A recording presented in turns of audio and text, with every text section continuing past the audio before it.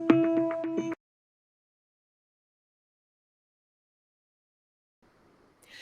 morning, good afternoon, good evening, wherever you are. I hope you've smiled today. My name is Trisha Howard, aka Trisha Kicks Sass, and I cannot believe we're at episode 21 of the SIG download, but here we are, and I am so excited to have my guest on with me today. If you've seen the show before, you'll probably recognize his face. The one, the only, Tony Lauro. Hello, thank you, Trisha. Thanks for having me. Oh my gosh, of course. Thank you for joining.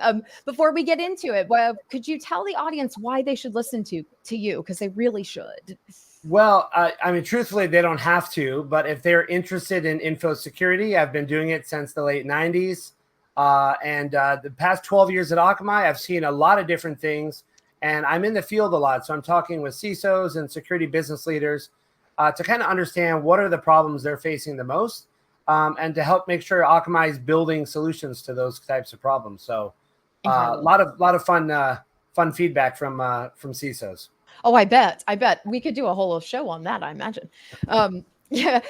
For those of you who have seen the show before, welcome back. Thanks for coming back.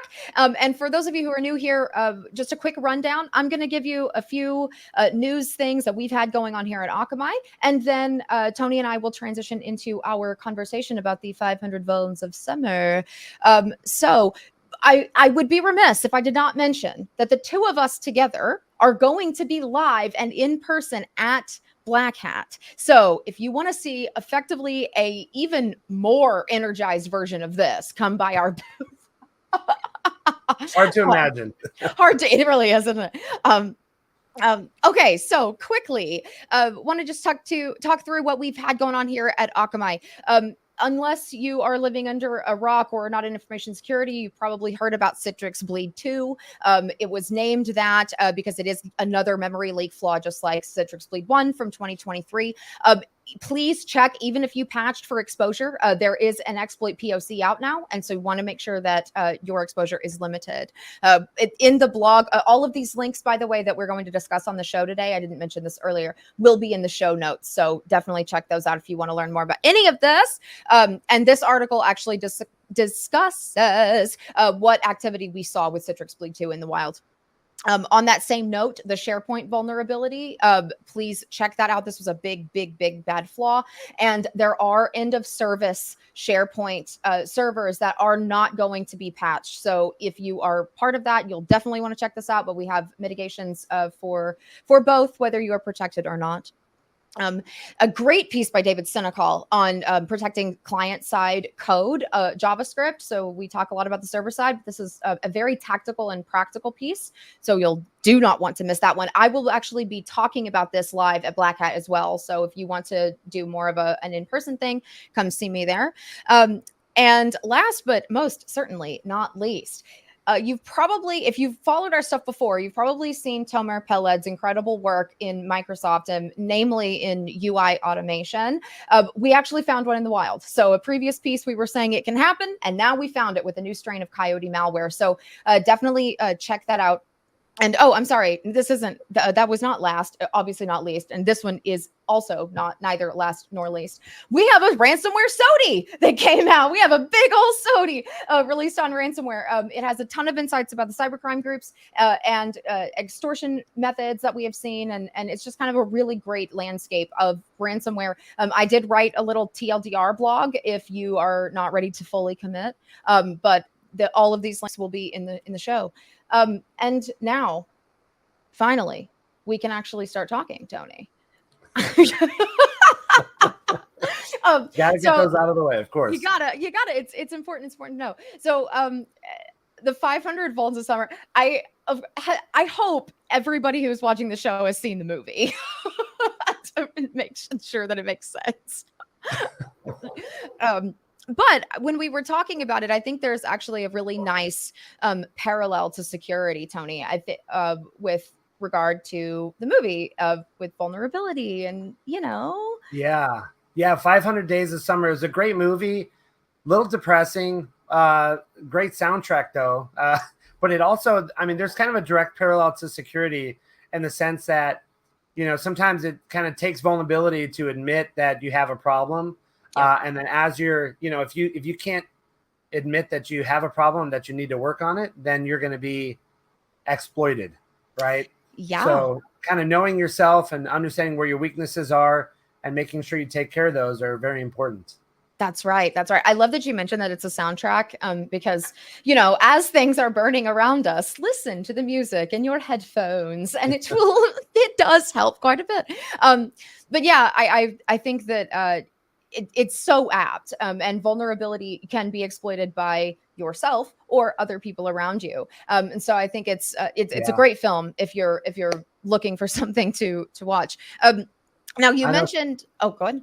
I was going to say, speaking of the world burning, it's kind of like ransomware in the news lately, right? The whole industry, Man, oh everything's wow. falling apart, it seems. I could not have paid you for that transition. I tell you, I obviously ransomware is top of our minds because we just dropped the SOTI. But speaking of that, is that what you're hearing in the field? Is that what's being discussed a lot? Yeah, I mean, I think most security teams are thinking about resilience. Like they know that something's going to happen. Some ransomware or a DDoS attack. They know something is going to happen. So their goal now is to kind of limit that exposure so that even while under duress, they can still, not just keep the lights on, but they can keep running their business, operationally like they're used to, while having a certain number of systems offline or while having a degraded service, from being under attack or something like that. So resilience is kind of name of the game, right? How do you maintain your mission statement while under duress and while the world's on fire, basically? Yeah, and how do you, try not to lose money? Because there are many ways we can count to lose them, especially out in our world. One of the pieces that I thought was really interesting, that we had discussed was actually on the Luma info stealer, and I think it really kind of shows a really direct risk that we are dealing with. The ransomware Yeah. ecosystem is so huge, right? So you have the Luma over here taking info. Then you have Crux over here that is getting that they can use what Luma stole to get into Crux. I mean, it's so wild. Oh yeah. Yeah, I Oh, mean the fact that Luma's going after session tokens, MFA tokens, I mean it's really looking at like the actual users, session information, and the goal is you kind of plug that in and you come back in for a session hijack, or you're gonna take RDP credentials. yeah. I mean it's a big industry, obviously, and they seem to know how to run it very well, unfortunately. Unfortunately, they do. They sure do. I mean, just look at ransomware as a service. This whole ecosystem. So there's like the ransomware ecosystem, and then there's the RAS ecosystem itself, and it has gotten so much bigger, and it continues to get bigger because it is lucrative. So on the you have the one side where the legitimate businesses are constantly struggling not to lose money, and the illegitimate businesses are just making it like hand over fist, right? So it's a tough world out there. See, this is It's why we talked about 500 days of summer. Yeah, yeah. The 500 Vulns of summer, it's literally not even a typo. Like it's been a crazy, crazy summer. And things seem to happen, as you might imagine, on a weekend. I mean, how many weekends have been wasted to having to deal with, these threats? It's funny, you're talking about ransomware as a service. We're also seeing things like fraud as a service, printing up, obviously there's a format to the way that a digital receipt is created, or even a physical receipt for that matter. You have the store location, you have the information about what POI or POS system actually handled the transaction. There's a service now where you can get all of that printed out for for a fee, obviously.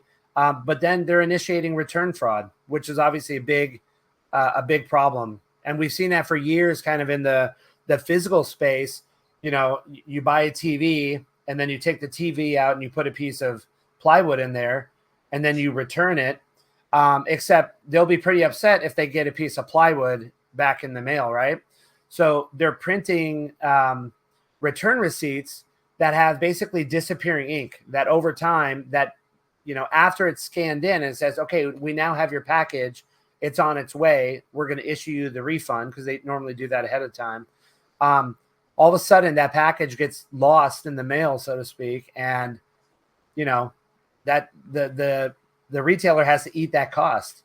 I mean, so there's crazy innovative, interesting ways that these are happening, but the physical fraud has carried over into the digital realm, very easily. And and like I said earlier, they seem to be good at what they're doing.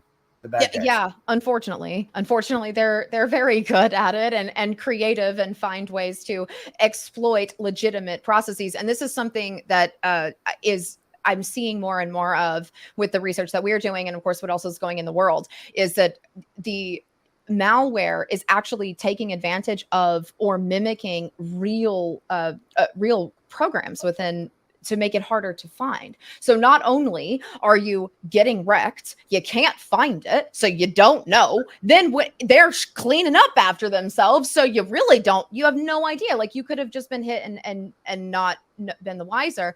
So it's hard out there. I think I don't like to be in the business of spreading fear, uncertainty, and doubt, but there are realities to it being a tough world in security, and that is what we're talking about here today. I can't believe we're already at time here. We could probably talk for ages on all of this. Come find us at Black Hat so you can. But before I start to transition out, play the roll the credits, as they say. Do you have any other nuggets of wisdom that you would like to share with our audience?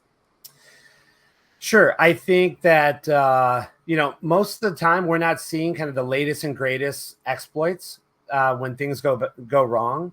We're seeing the basics. And the reason why you always hear, as kind of a friendly reminder, make sure you handle the basics, is because people aren't doing that so well.